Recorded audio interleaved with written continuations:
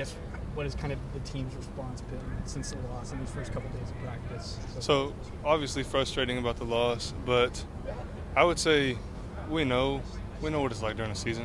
We know there's ups and downs. There's always a roller coaster. It doesn't matter how good you are. So and you're always going to be challenged. We know we're going to get the best out of every team that we face, and we expect that. We want that. We desire that. So this loss, I wouldn't say it was a wake-up call. It was just another lesson that we got to focus on our details, that we got to focus on how hard we practice, how disciplined we are, and it's probably the best thing we needed, honestly, lit that fire again, you know.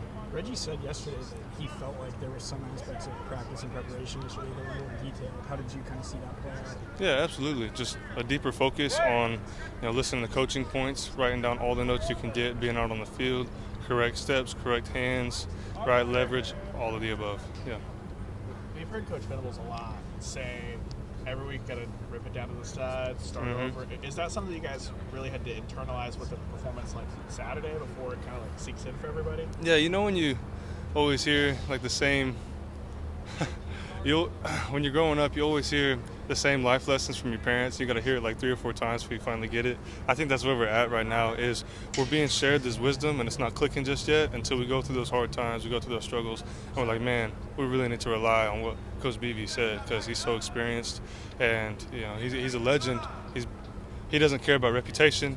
I don't want to say he doesn't care about the record, because he's not here to set the record. He's here to set a standard, to apply it, and to be champions, by whatever it takes. So, yeah, we're kind of like those little kids growing up, figuring out, okay, we got to listen to mom and dad right now. In that vein, how much different has Coach Chavis been this week working with you guys?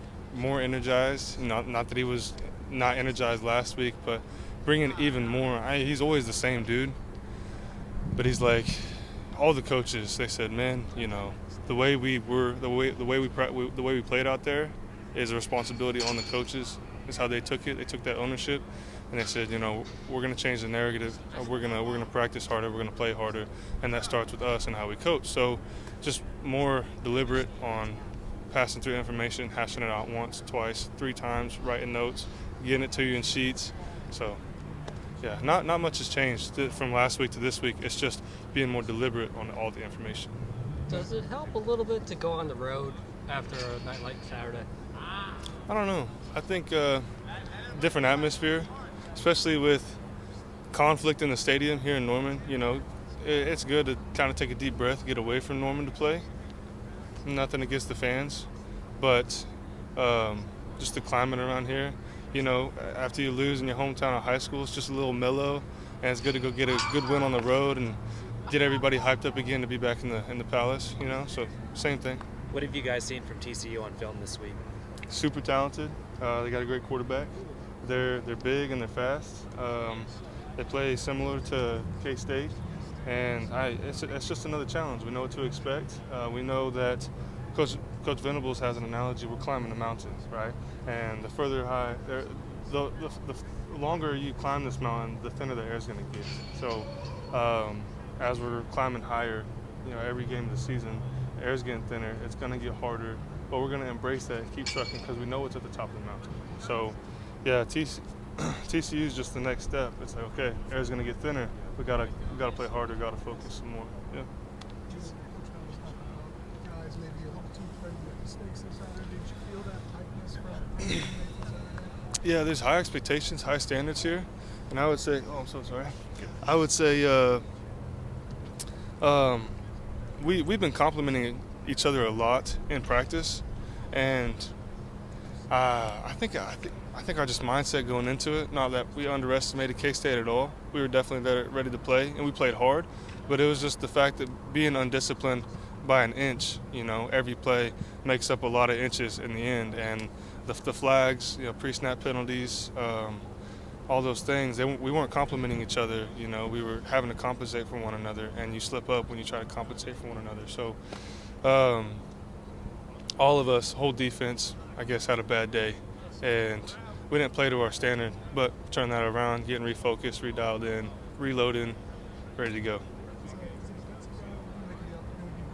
A guy like Adrian Martinez, mobile quarterback, very next week, you got another mobile quarterback in Max Duggan. What do you make of that opportunity? I say it's a great opportunity. It's a good challenge, right? You know, we didn't deal with it so well last week, and this week we got another chance to go right at it, right? A more mobile quarterback, like let's go. A bigger challenge than last week. Let's get after it. You know, let's test ourselves, see what we're made of. What did you do differently to kind of, especially in the passing situations where he's able to kind of scramble out of the pocket? What did you do differently to bottle that out? We got to pass rush better. We got to be more disciplined in our pass rush and our depth, and working together as a D line. Like I said, complementing each other. Not one of us, like me, running up the field, creating a huge pocket for the quarterback to step out of. You know, when all our guys are putting on great rushes, but I screw the whole D line up when I rush up the field. You know, so complementing each other, not being selfish, doing our job, and staying disciplined is what we need to do. You guys had so much success the first couple games getting pressure on quarterback. What do you feel like made the difference last week that maybe you guys just didn't get as much in that regard as you had been in the first 3 games? I think it was in preparation and practice. Again, focusing on details. You know, I'm always trying to compare it to things because this game of football is just like real life. All the challenges you learn from it, right? All the adversity, it defines who you are and what you're made of. And like you test for exams, right? If you study that information, if you write down the good notes, right? If you read it before you go to bed, rehash on it, and you're on top of it, you're going to make a good score on the exam. The next exam's coming up. It's coming up quick. Maybe you don't prepare so much. Maybe you're stressed out. Maybe fatigued. And it's like, I got to refocus, redial in, or else that exam's going to trip me up. And right now, it dropped our grade a little bit.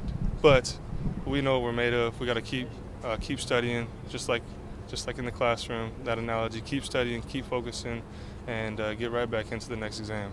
Now, Ethan, obviously, you know, a performance like you guys had last week, I don't think anybody's completely satisfied with by any means. But is there almost sort of a sentiment that, you know, hey, if we were gonna get burned on the ground like that, at least it came against a real slippery running back like Deuce Vaughn, a real capable mobile quarterback like Adrian Martinez, 2 really talented players. You know, it's going to be easier sailing from here on out for you guys? I wouldn't say so. I give a lot of credit to K-State. They're a great team, great fundamentals. They play really hard, really physical, right? Very detailed, and they just played a better game than us.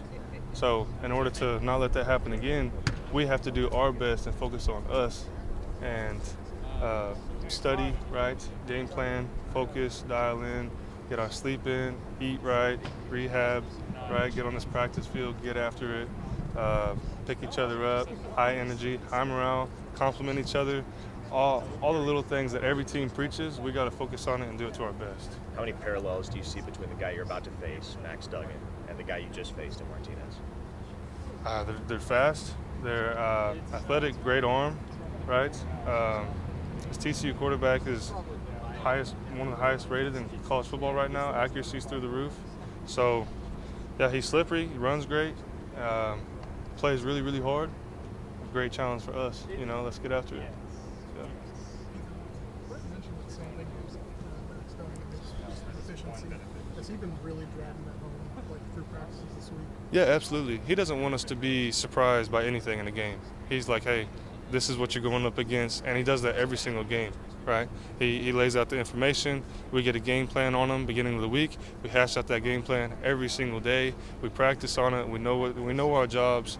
Now we just got to go execute. So, yeah, he's prepared us very well, and he said, hey, this is the guy, right, that makes the machine run. So, got to get after him. Seamus brought a little bit more energy than usual. Has Brent brought more energy than maybe you expected him to? I would say all the coaches every week, especially Brent Venables, is the same dude every single day. He comes in, same energy, same intent, right? He's very mature in how he transitions from film room to interacting with you to being on the field.